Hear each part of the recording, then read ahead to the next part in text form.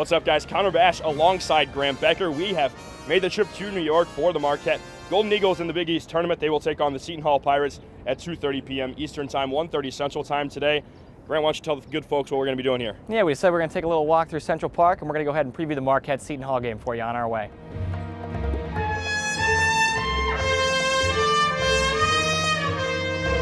Grant, it was a couple of really good matchups between these teams this year. Obviously, Seton Hall, they won the first matchup by 3 points at their home court. Marquette comes back on their home court, wins by 3 points. So if you go by aggregate scoring, soccer style, kind of a tie for the season. So what are some keys to today's game?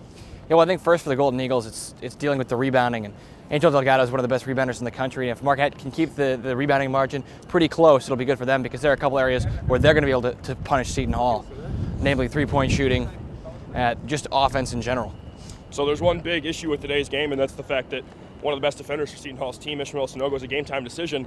Should he be out, how much is that really going to impact today's game? Well, it's big because people talk about Sanogo as being a glue guy, but that kind of underrates what he does in the defensive end. He's one of the best wing defenders in the entire league. He's an all-league defender, and without him in the lineup, it's going to open things up for guys like Caden Reinhardt and Juwan Johnson to really get to the hoop. And once they start going, those guys are really hard to stop. So if Marquette can have those two players scoring, in addition to Marcus Howard and Andrew Rousey, things can get really tough for Seton Hall.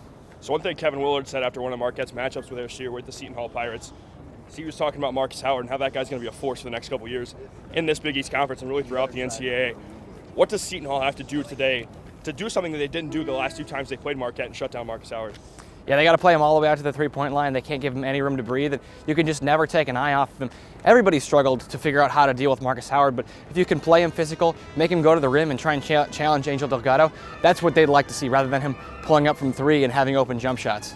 So, Grant, one thing I wanted to ask you last is, give me an X factor for each of these teams today, and really who you think is going to have an impact on this game the most. I think just like the entire season, Caden Reinhardt's going to be the X factor for Marquette. When he gets going, they're so hard to stop. And there's a very little crossover between when Marquette's good and when they lose. When Caden Reinhardt's good, they win all the time. And for Seton Hall, I think if Desi Rodriguez can score efficiently, that changes the way that they play because you know what you're getting out of Kadeem Carrington, you know what you're getting out of Angel Delgado.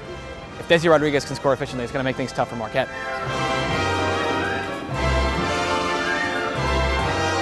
Well, that will do it for us from our walk around Central Park, previewing today's matchup between Marquette and Seton Hall. That tip-off coming at 2:30 Eastern Time, 1:30 Central Time for Madison Square Garden. You can tune in and listen at marquettewire.org/ just listen to Connor and I on the call. From Central Park, from Marquette Wire Sports with Connor Basch, I'm Grant Becker.